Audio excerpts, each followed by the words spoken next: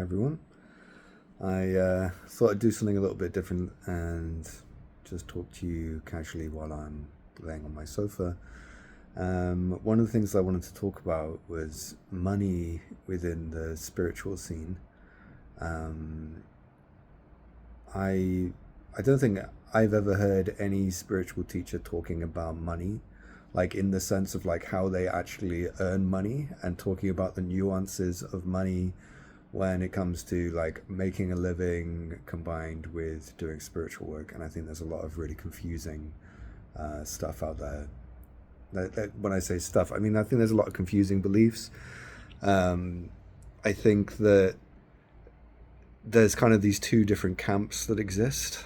There's like the camp which is very heavily influenced, in my opinion, by monastic traditions, which says that there shouldn't be any money in spirituality in any way, um, and all teaching should be done free, and that's how it should be, and that will keep spirituality clean.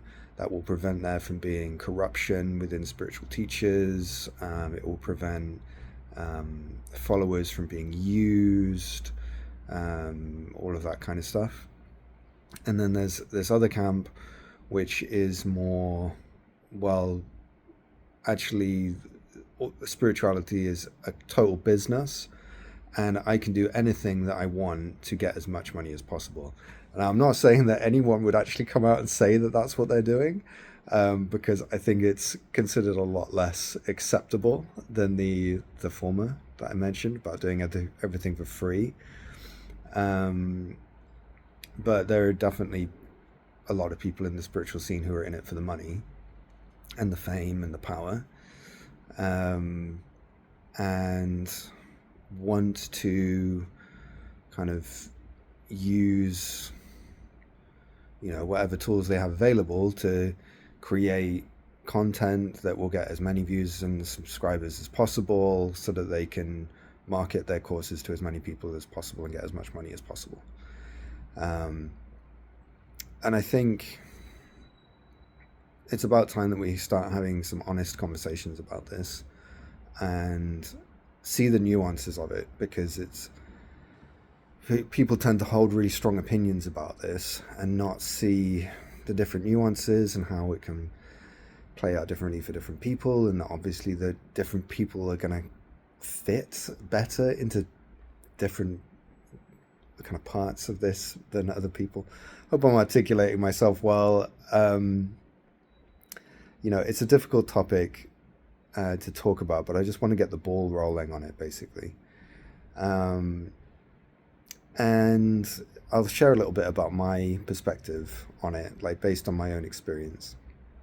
So I came into spirituality, um, background as an atheist, wasn't interested in spirituality at all. Suddenly had like these awakenings about 12 years ago, and I kind of assumed pretty early on that I would become some kind of spiritual teacher, but only started actually doing that in the last 3 years or so.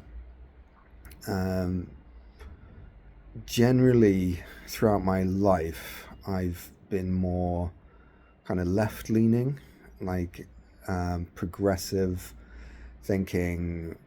We need to get rid of money entirely. We need to like live in this kind of this system where everyone's cared for and everyone's provided for, um, and kind of came into spirituality with that as a mindset, but confusingly also had the strong desire to be successful in my life. I'd studied medicine. I wanted to be a doctor, and part of the reason I wanted to be a doctor was because it pays well. Like I wanted to do healthcare. I wanted to help people. Um, I was interested in health and how to do that, so I was passionate about it anyway. But as far as I could tell, like the doctor was like the highest paid role that gave me the most social currency, and like that's been a strong motivator for me, probably because of my childhood and feeling like this invisible child growing up in a family where money was just a problem. Whenever it was talked about, it was like it's this bad thing. um, and causes so much stress. And like the number of times like I would just be told no, like I can't kind of have the thing that I want, or go on holidays. Like we never went on holidays when I was a kid. Like literally we never went abroad on a holiday. Our holidays were going to see my grandparents. Like that's what our holidays were. And then I'd be looking around at my friends who'd be like going to America and doing all these things, and I'm like, I want to earn money so I can afford to do things. I feel like I can't live my life, so that's been a strong motivator for me. And I think because of my background. But then there's a conflict between kind of my ideals, like the society I would love to live in, where everyone gets everything they want and everyone's treated fairly and equally, and the reality of living in this society where that doesn't play out. So then I get into spirituality, and I think I just assumed that anyone who was coming forward as a spiritual teacher would have really good morals, and that those morals would align with mine. Like so, so that every spiritual teacher would be this kind of like leftist progressive, who believed in like complete equality for everyone, and that was kind of reinforced by kind of seeing some teachers who were from like monastic traditions, and then like they're talking about money, like you can't take money for teachings or whatever. But then noticing that there's this kind of strange thing where donations are pushed pretty heavily. So it's like, we won't ask, we don't charge for this, but can you give us some money? And sort of passing the donation plate around, that kind of thing. And it's like, oh, okay, well, this is weird. Isn't that weird? It's like we're sort of acting like we don't want money, and we're kind of we're above money, but also, can you give us money? It seems confused, like there's something confused going on there, which kind of fits with what I've just described of my own mentality, where it's like, I want to live in a world where I don't have to ask for money, but I do need to eat. So can I please have some money, So I think there's a lot of confusion. And what I've found, like over time, is that like the morality that I assumed was there with like every spiritual teacher is not there with every spiritual teacher. And there are some teachers who run huge organizations, based on donations, who are probably keeping most of it for themselves, like their own private fortune. There's one in particular who I've been doing a little bit more research into. Like I already know quite a bit about him, but I'm going to do a proper video on him soon, because I think it's important that I speak out about these things. I've discovered a lot over the past 12 years, and because I was connected with a teacher who was herself pretty well connected, I heard a lot of what was going on, and she did a lot to actively try and kind of pop this bubble that I was in, where I just assumed that everyone was good, basically, and brought me down to earth pretty unceremoniously at times, just being like, oh, you like that group? Have you ever done any research into them? No? Oh, you should, because they're a cult. And then I Google search them with the word cult in the title, and what comes up? Loads of evidence that it's a cult.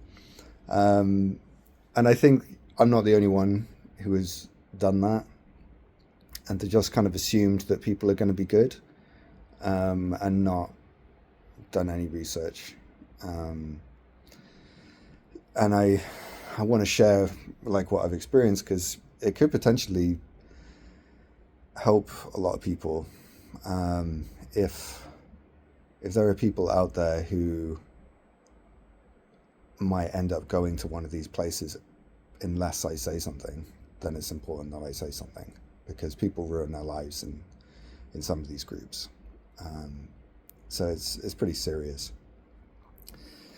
So money, anyway, just kind of going back to money, again, I don't feel quite comfortable naming names, but I'm going to soon. I don't want to be too like kind of coy and mysterious about it. Like I'm just trying to get to a place where I feel comfortable. But there was this teacher who's quite a big name who I went to on a retreat with in England, who I don't think has ever spoken about money. I don't think I've ever heard him talk about money ever. And the retreat, like the accommodation, cost like £800, which is about $1,000, a little bit over $1,000, for I think 5 days. And then his teaching fee on top of that was somewhere between £600 and £800. I can't remember exactly, so I'm going to say it was £600, right? And I had a special deal where I was given like this partial scholarship, so I didn't have to pay his teaching fee. And some people got a full scholarship, which means they didn't even have to pay their accommodation. So they were pretty generous in that respect. But I was like running the numbers, because there must have been 400 people there. Like there was a lot of people there. And I'm like, okay, if there's 400 people there, some people will be like me and I'll have a partial scholarship. So they're not paying him anything. But there'll be some people there also on a full scholarship. So he's paying for their accommodation. But that can't be that many people. Like they can't have that many scholarships. Let's say maybe 50. Like 50. Let's just like guess with the numbers to get a rough figure of like how much money he's actually earned from this retreat. And if he did 50 scholarships, like so, like let's take 50 people off of like the earnings. So instead of 400, it's like 350 people who have actually paid him the money. And then you've got to look at expenses. Like, okay, so we don't have to look at accommodation. That was a separate thing. This is his teaching fee. Well, you've got to pay for his flights to come over. Maybe he's staying somewhere like before and after the retreat. Like, you can consider paying for that. Like, there's all these expenses to take into account, which is something that a lot of people don't realize in running retreats and things. Like, these things take like time and money to organize as well. If it's a large scale retreat like that, he's probably hiring people to help him, some kind of business manager or something. There were quite a few people there who were helping, but those were volunteers. So I don't know how many people he was hiring or how much they earn. But I was running the numbers and I put it in the comment on one of my previous videos, the last video. And I was like, he could have easily gone home with £200,000 to £250,000. And maybe I'm not calculating these numbers very well. So let's say it's like, let's be really skeptical and say he went home with 100,000. It's like, okay, so he's on £100,000, which is, that's like $130,000 for this retreat. That's a lot of money. Like, is that okay for him to earn that much money? How do we value these things? Like, where's our morality with this? And I don't mean that in the sense of like, he shouldn't be charging anything. I don't mean that at all. I just mean, can we have a conversation about it? Like, can it be open and transparent? Because at the moment, it feels like it's this thing that no one talks about, but it's so present. Like, it's so present in the scene. And for some people, and I'm not saying it's true for him, like I don't think it's true for him. For some people, like, it's why they're in the scene. It's why they're teaching. Because they've seen people on stage, like, in front of massive crowds who are super wealthy, and they're like, I want that.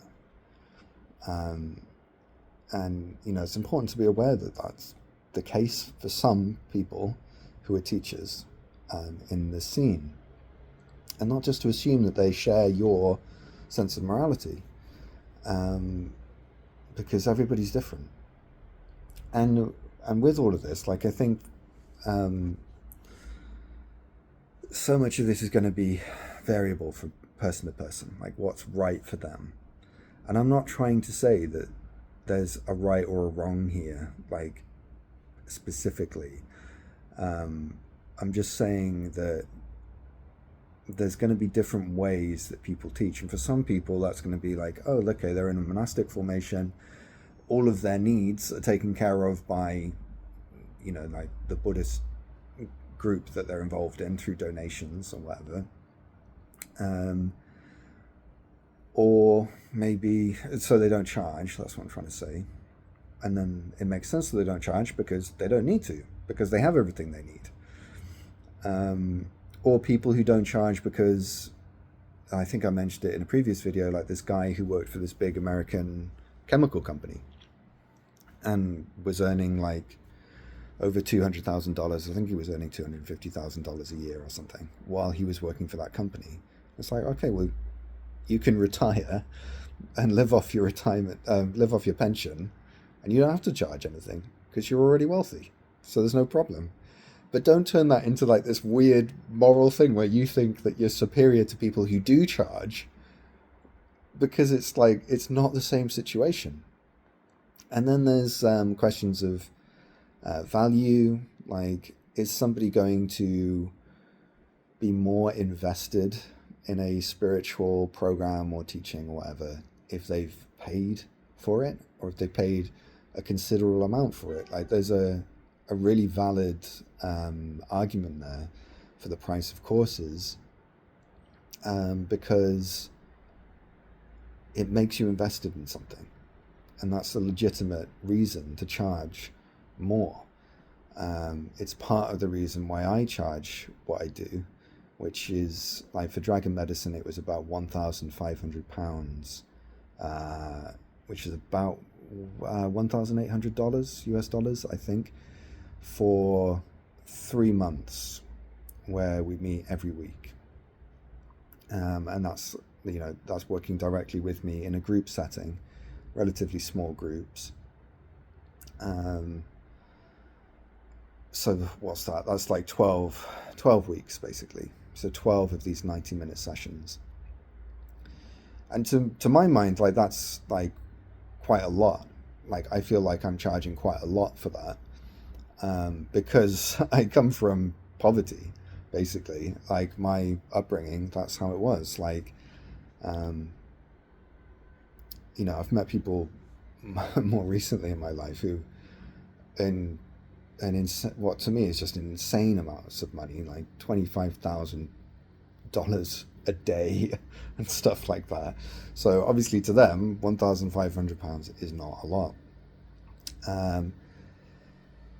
And why do I charge that? Like, it's been a really interesting kind of journey for me on like how I charge money. Hold on a sec.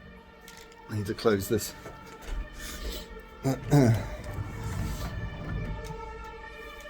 Close this too. These sirens.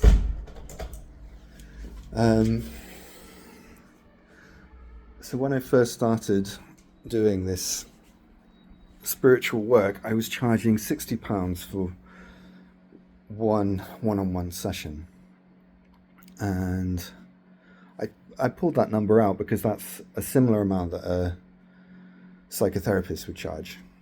And I was kind of thinking, like, okay, well, all the stuff that I've been through in order to get to this place, like 12 years of inner transformation, some of it which has been really, really hard.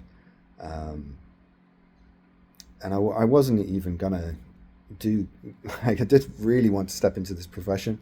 Early on, I really, really did, like, for the wrong reasons, like, because my ego was just super ungrounded, and really it was a very kind of a shadowy thing of wanting to get my unmet childhood needs met through being a spiritual teacher, which I wasn't aware of, but that kind of came to light.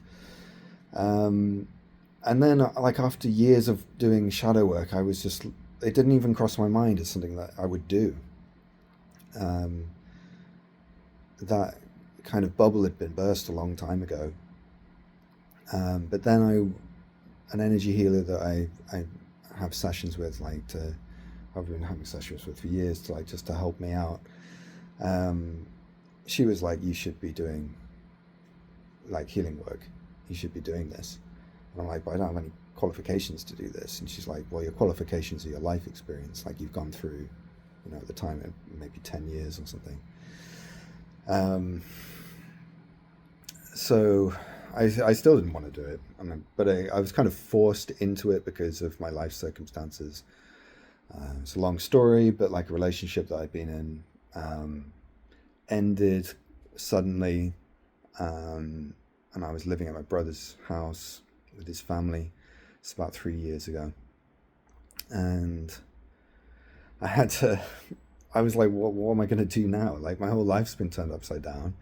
I need to find some way of making a living. I need to create some kind of career for myself now. And I was actually trying to go back into psychology because that's what I used to do. I was a research psychologist, like a junior researcher at Cardiff University and King's College London. So I thought that's what I'll do, nice and easy. I know it. I can have a real stable income. I don't have to worry about too much, blah, blah, blah, blah, blah. That's what I wanted. I just wanted stability. But what actually happened was it's a long story, but I got dragged kicking and screaming into this, which is funny. Like now I'm grateful. Things are going well. It's who I was always supposed to be. I'm very happy to be here. I'm really grateful. But at the time I didn't want it, which is a good thing.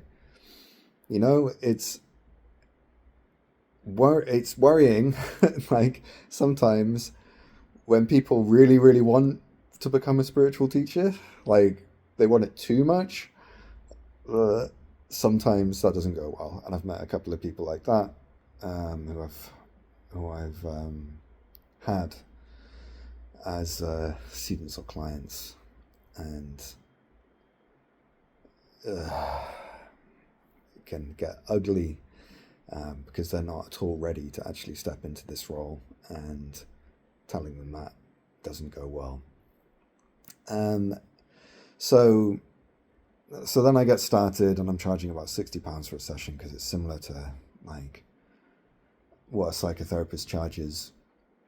And initially I was doing it just donation based, but I was like putting like a rough figure, like recommended 60. I remember people started paying 30, and I was like, it felt so horrible in my body because I just felt like I was being used, but I had completely set it up so that people could use me, and disrespect my time and my energy and what I was giving them. And it did not feel good. I was putting a lot of time and energy into the sessions that I was doing with people. And when they were giving me half the amount that I had recommended, it felt awful. So I changed things very quickly to make it compulsory that people give 60 up front. Then found out like how much other people charged, and was like, whoa, like some people charge. There are people who charge 1,000, or like somewhere between 800 and 1,000 for a session. It's like, whoa, okay. I mean, I could never see myself doing that. But actually, I mean, there are genuinely valid reasons why I would do that. But there were other people that I knew who were charging like 250, 300, and I'm like, I'm charging 60. And then I basically start dialing up a little bit, and I'd like get up to 80, and then 100, and then I think the highest I ever did was about 150. But that whole time was a real struggle financially. Like I was barely getting enough to cover the bills, and it only really changed after I did that Next Level Soul interview, which was fantastic. Like, and I'm so grateful to Alex and his team for that. And I'm not the only one that they've helped like that. Like, I'm aware that they've helped other people. And when you're a struggling like healer running your own business, the amount of stress that goes through your body when you're trying to just get enough money to cover your rent. If you're not from like a family that has loads of money, which some people are, like, and they've just got loads of safety nets, so they cannot relate to what I'm talking about. But when those safety nets aren't there and it's just on you, that's terrifying. Because you can potentially, homelessness isn't that many steps away. And it's a tough initiation that a lot of healers and spiritual teachers go through. I was one of those. But yeah, for me, financially, things really became solid when I started Dragon Medicine.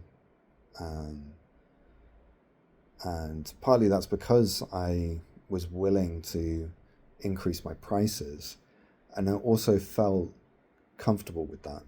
Like, if you are setting up your own business, you probably relate to this, of the kind of the intense inner conflict that can come up from raising prices, like whether the sense of unworthiness that comes with that, or the fear of being chastised for it, like criticized or ridiculed or whatever. For me, it took years to like unwind the knots in my body enough, like the energetic knots in my body enough that I could actually do that. And when I did, it was fantastic because people signed up. And I got good numbers in those groups. And first of all, that's just good. Like, for me personally, like, I don't enjoy one-on-one work as much as group work. And I prefer, usually, there's definitely been exceptions to this, but usually I prefer larger groups, because for me, there's a different kind of energy flow in a larger group.